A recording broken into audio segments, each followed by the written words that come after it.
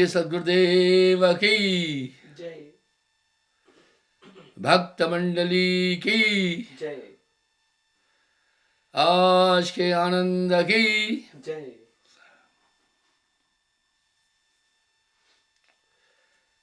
मन ही आहे काल कराला, जीव नचाए करे बेहाल। बड़ी विडंबना है इसमें। यह तन में और रहे न कोई, कह रहे इस तन में कोई नहीं। मन और जीव रहे मिल दोई। इसमें मन और आत्मा रहती है, पर समझ में नहीं आ रहा है। जैसे दूध में पानी रम जाता है, दिखता नहीं है, पर एक थ्योरी है। 1 किलो सोना, 1 किलो लोहा पीस कर आटा बना दें, किसी को कहें इसको विलग करो, चाहे पूरी उम्र गवा देगा, बिना विधि के विलग कर नहीं सकता। ताउम्र लगा रहेगा, तभी भी विलग नहीं कर सकता। इसी प्रकार मन और माया आपस में समाये है। मन माया तो एक है, दूजा सभी विकार।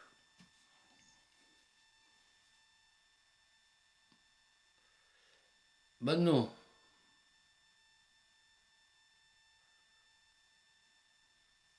इसी तरह आत्मा और मन कैसे मिले हैं। दुनिया का सबसे जटिल काम यह है, आत्मा और मन का विलगीकरण करना।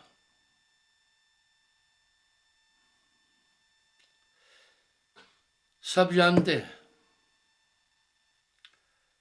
परस्पर दुनिया के जितने प्रचलित धर्म हैं, आत्मा के प्रति उनकी मान्यता है। अब सवाल उठा,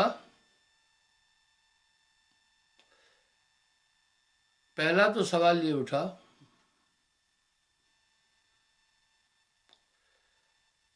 ये धरती पर रहने वाले सभी धर्म के लोगों ने यह मान लिया कि आत्मा अमर है। मैं अक्सर एक बात कहता हूं,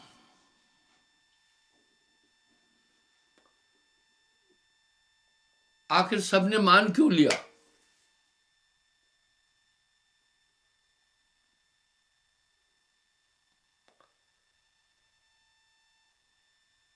साहब एक शब्द कह रहे, 4 वेदों से 4 किताबें हैं।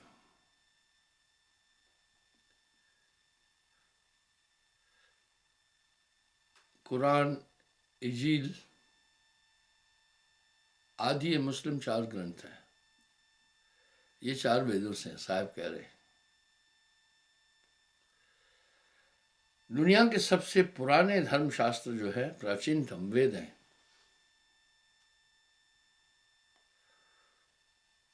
कहते हैं वेदों की उत्पत्ति समुद्र में हुई थी। आज भी रशियन लोग इस सिद्धांत को स्वीकार करते हैं और वहां मंत्र को मंत्रा बोलते हैं, जीव को जीवा बोलते हैं।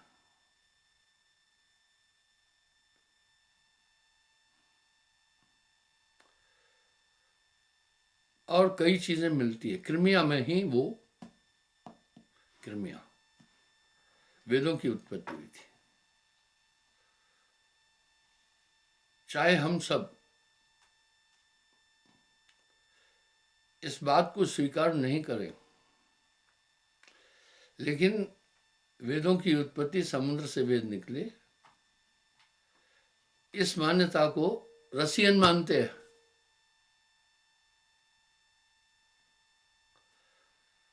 खैर, सबसे प्राचीन धर्म ग्रंथ वेद है। इसको भी दुनिया मानती है। ये है,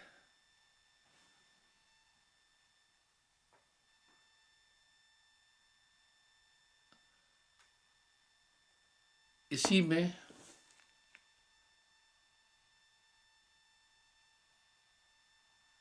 वेदों की उत्पत्ति हुई थी। वेदों ने परमात्मा को निराकार कहा।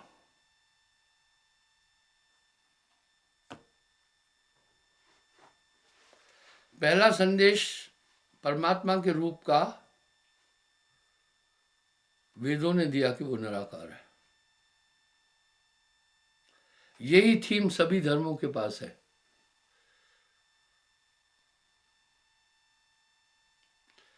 इसलिए मुस्लिम भी कह रहे हैं बेचूना खुदा, यानी चून बेचून, साकार निराकार।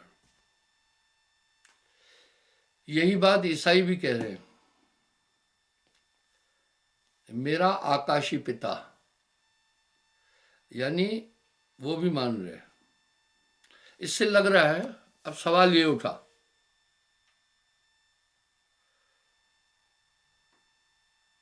जब वेद परमात्मा को निराकार कह रहे हैं और मुस्लिम भी निराकार कह रहे हैं बेचूना, ईसाई भी, फिर झगड़ा क्या है? फिर क्या झगड़ा है?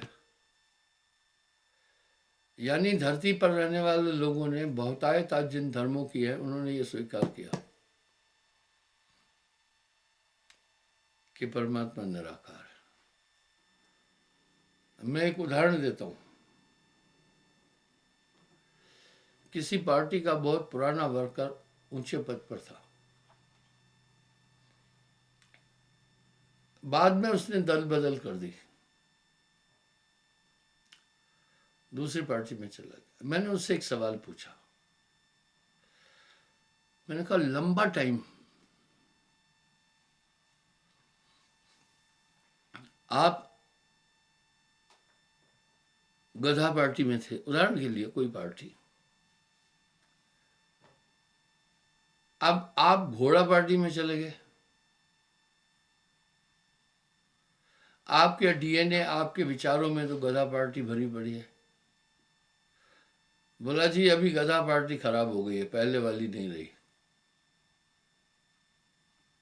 हमें कहा आप बहुत खूब है। ऐसा होता है। आप देख रहे हैं आजकल राजनीति अवसरवाद की है, किसी एक दल की बात नहीं है। जब उनके लोग देखते हैं राजनीति वाले कि लहर किसकी चल रही है, वो फौरन दल बदल कर उस पार्टी में चले जाते हैं। इसी तरह अब मेरा यहां अपेक्षा राजनीति पर नहीं है। जब हम सब धरती पर रहने वाले लोग ईश्वर को मान रहे हैं और classical religion of the world, जो बहुत बड़ी संख्या वाले हैं, मुस्लिम है, क्रिश्चियंस है, हिंदूज है, ये धर्म ईश्वर को निराकार रूप में मानते हैं। फिर बात क्या हुई, क्या कारण हुआ? क्योंकि धर्म के नाम पर अलग अलग दुकानें खोलनी थी।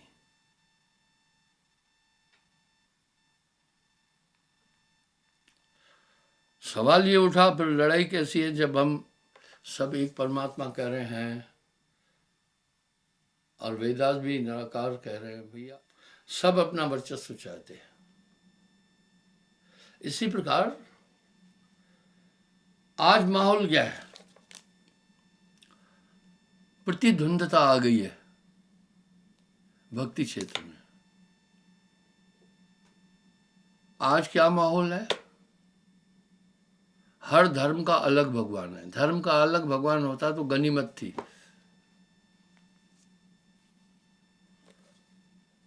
हर जाति का अलग भगवान है।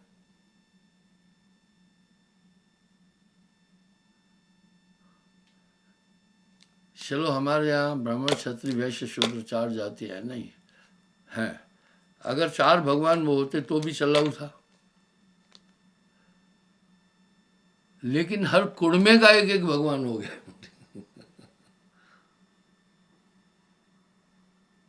ये क्यों हो गया? आदमी आविष्कार करता है। मैं किसी का विरोध नहीं करता हूं, निंदा भी नहीं कर रहा हूं। निंदा निंदा सब कहे, निंदा न जाने कोई, जैसे को तैसा कहे वो भी निंदा न हो। एक जगह एक स्थान पर लिखा था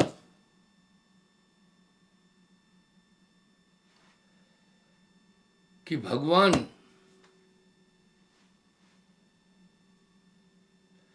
विश्वकर्मा का मंदिर का निर्माण कर रहे हैं। विश्वकर्मा जी से मेरा कोई झंझट नहीं है।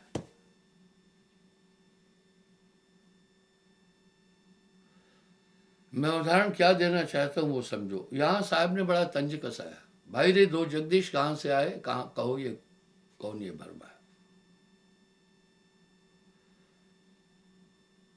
मैंने गाड़ी रोककर अनजान बनकर कहा, भैया ये भगवान विश्वकर्मा कौन से युग में हुए? मैंने पहले भगवान विश्वकर्मा नहीं सुना।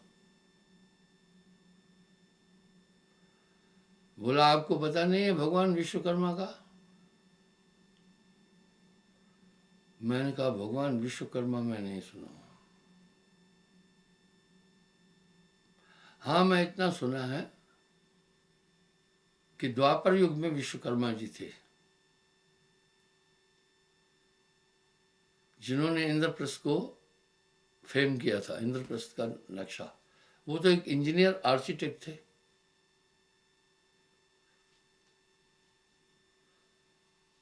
भाई आप लोहार के पास जाओ,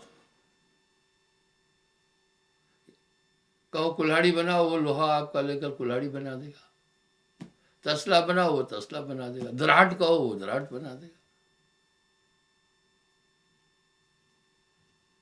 इस तरह लाख का मंदिर का फेम भी विश्वकर्मा जी ने किया था। अब भाई तलवार बना दी, लोहार ने उसको थोड़ी लड़ाई में तलवार से कोई किसी की गर्दन काट दे तो लोहार उसमें दोषी नहीं है। वो तो कहेगा भाई मेरे पास आए थे तो लोहा लेकर हमने तलवार बना दी। उस आदमी ने क्या कहा होगा लोगों से, अरे बेवकूफो, तुम्हें मालूम नहीं हमारी बरादरी का भी भगवान है। मैंने अपनी बरादरी का एक भगवान ढूंढ लिया है। अब वो अगुआ बना।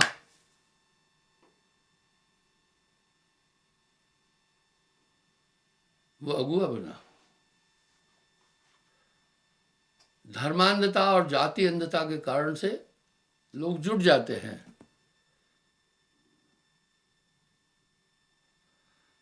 अब अगुआ बनकर उसको बड़ा लाभ मिला,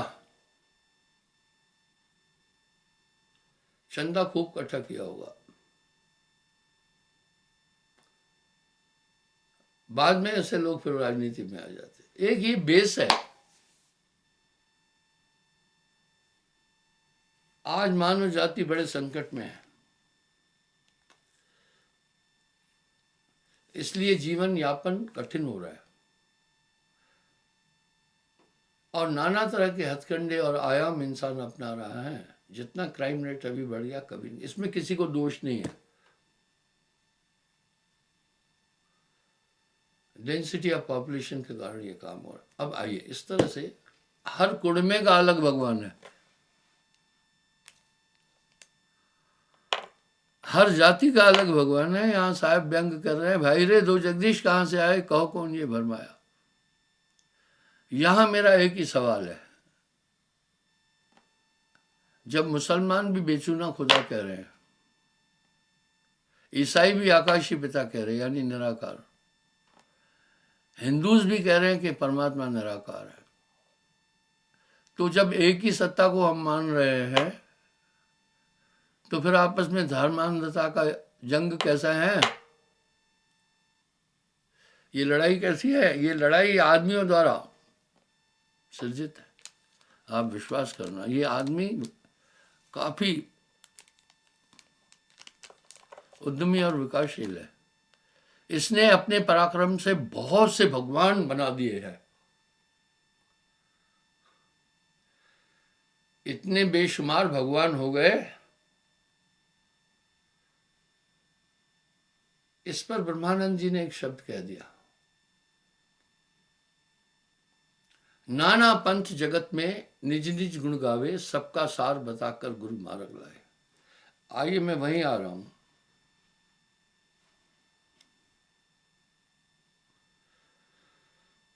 आदमी आखिर आत्मा को क्यों नहीं जान पा रहे? क्या हम सबको परमात्मा ने अज्ञान अवस्था में फेंक दिया है क्या? बहुत यूनिक क्वेश्चन है ये मेरा। आप हम सब अपने बच्चों के लिए हमेशा उन्नति चाहते हैं,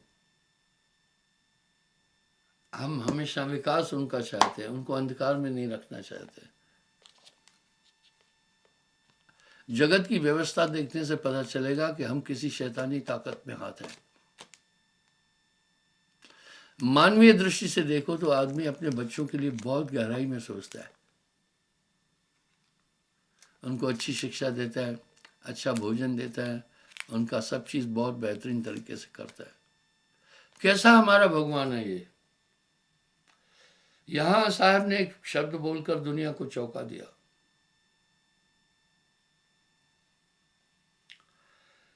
हम सब एक शैतानी ताकत के हाथ में खेल रहे हैं, वो हमें अपने रूप को भी नहीं देखने देती है। बड़े सार्थक और सटीक शब्द है साहब के। सयाद के काबू में है सब जीव बेचारे। सयाद कसाई को कहते हैं,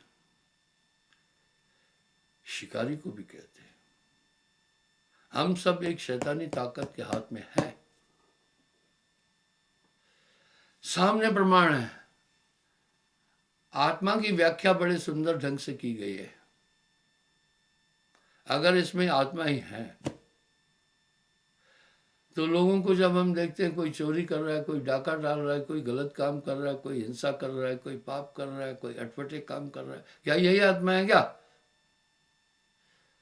अगर नहीं तो फिर इसमें कुछ गड़बड़ है, इसमें कुछ गड़बड़ है। इस गड़बड़ पर संतों ने कहा, बाकी ने नहीं बोला। आप मेरी बात ध्यान से सुने। 1000 बार इस बात को मैं बोल चुका हूं।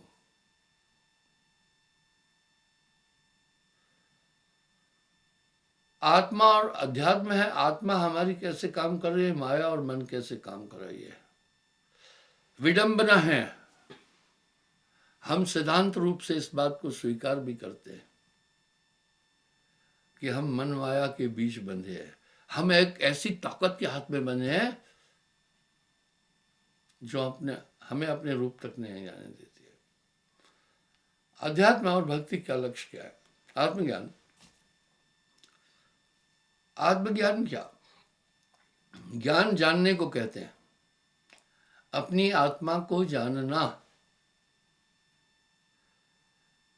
एक दुई होए ताए समझाऊं,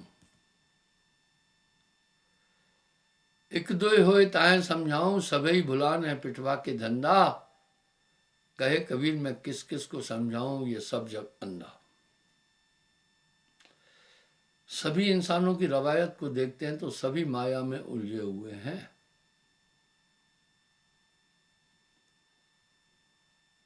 सभी माया में उलझे हुए हैं। एक न भूला दो न भूले। इसका मतलब जिस शातिर ताकत में इंसानों को बांध रखा है, बहुत शातिर है। इंसानों की बात छोड़ो, अब बांध रखा है कैसे हम जाने?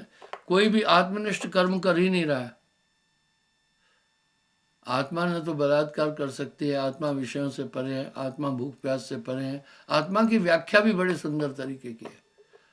आत्मा किसी पर डिपेंड भी नहीं है, आत्मा नित्य है। तो शरीर की अगर हम नेचर देखते हैं तो ये विपरीत लग रहा है। आत्मा में काम क्रोध लोभ मोह अहंकार नहीं है, लेकिन जब हम जीवों को देखते हैं सभी माया में लिपटे हुए हैं। एक ही रवायत से सभी जीव बने हैं। कौन बांधा है हमें? हैरानगी है। इतना बुद्धिजीवी व्यक्ति जड़ और चेतन की गठान को नहीं देख पा रहा है। हमारी आत्मा इस शरीर में कहाँ कैसे बंधी है।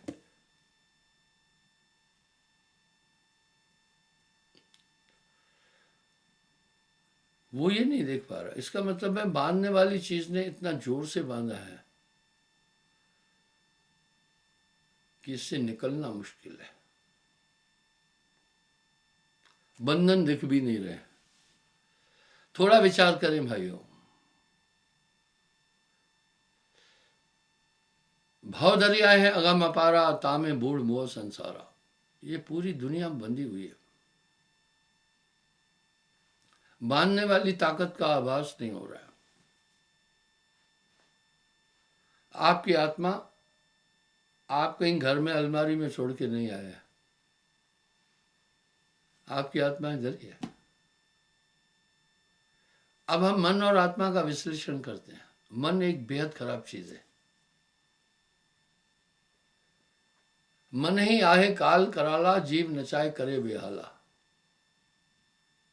जीव के संग मन काल रहाई, अज्ञानी नर जानत नहीं। मन की वृत्तियां बहुत गंदी है। यानी हमारी आत्मा मन और आत्मा मिल गए हैं। और इस आत्मा को मन जो चाहे सब काम करा रहा है। आप हम सब विचार कर देखें, कई बार जीवन में ऐसे कर्म कर दिए हैं जिनको याद करके शर्म आती है कि ये नहीं करना चाहिए था। यानी इनका वेग इतना तगड़ा है, जो भी चाहे इंसान से ये करा लेते हैं। तभी तो कह रहे हैं साहब, सयाद के काबू में जीव बेचारे। और बहुत से तपस्वियों ने घोर तपस्याएं की, लेकिन मुकामे सच को नहीं प्राप्त कर पाए। और दुनिया का सबसे बड़ा ज्ञान, दुनिया का सबसे बड़ा ज्ञान ही आत्मज्ञान है। हमारी आत्मा ऐसे जकड़ी है। रामायण में एक शब्द है, पराधीन सुख सपने है नाही। तो इस तरह से वो ताकत जो बांधी है उससे कोई छूट नहीं सकता। यहीं पर ही संत आइडियोलॉजी है। पूरे 3 लोग उसके अधीन है। वो है मन। मन ही आए काल कराला, जीव नचाए करे बेहाला। जीव के संग मन काल रहाई, अज्ञानी र जानत नहीं। जब गुरु एक ऐसी ताकत देता है तब ये काबू आ जाता है, नहीं तो नहीं आ सकता। यही संतत्व का मूल उद्देश्य है कि नाम होए तो माथ नवाबे, ना तो ये मन बांध नचावे। तो भाइयों बहनों, मैं ये कहना चाहूंगा, ये सुमरण नहीं भूलना, कभी नहीं भूलना। थोड़ा सुमरण बहुत सुख, जो कर जाने कोय, सूत न लगे बिलावना, सहजे अति सुख हुए। क्षमा चाहता हूं। तो मैं आपको ये कहना चाह रहा हूं कि वो ताकत निराकार है, दिखती नहीं है। उसकी पूरी तरंगों से सभी आदमी काम कर रहे हैं। इस आइडियोलॉजी पर कोई जा ही नहीं रहा है। इवन कबीर पंथ में भी बड़ी मिलावट हो गई। अध्यात्म इसका नाम है। अब जो कोटि जन्म का पंथ था, गुरुपल में दिया रखा है, इस पर बात करूंगा। लोहा और सोना दोनों पीसकर आटा किया। अगर किसी को कहें कि इनको छांटो, तो मेरे भाई पूरी उम्र लग जाएगी, नहीं छांट पाएगा। लेकिन एक युक्ति है, चुंबक ले लो, सिर्फ चुंबक सामने कर देना, जितने भी लोहे के कण हैं सिमट करके वो कहाँ आ जाएंगे? चुंबक में। अभीष्ट सोना रह गया। देखो ये कितना लंबा काम था पल में। अब यहां साहब भी यही कह रहे हैं, कोटि जन्म का पंथ था, करोड़ों जन्म में भी मनुष्य उसको नहीं प्राप्त कर सकता, पर गुरु पल में दिया लिखा है, गुरु पल में लिखा देता है। वो है नाम की ताकत। वो नाम एक ऐसी प्रक्रिया है जिसमें एक ताकत इंसान के अंदर आ जाती है, और वो मन और आत्मा का विलगीकरण करती है। अब इसका प्रमाण देता हूं। अब आप मन पर नियंत्रण कर रहे हैं, पहले 0 नियंत्रण था। हो सकता है अभी भी आप गलती कर रहे हो, लेकिन गलती करने के साथ उसी समय आवाज होता है मैंने गलत किया। इसलिए नाम को बहुत बड़ी बात कह दी, लेकिन नाम नाम सब जगत बखाना, नाम भेद कोई बढ़ला जाना। गुरु सजीवन नाम बताए, जाके बल हंसा कर जाए।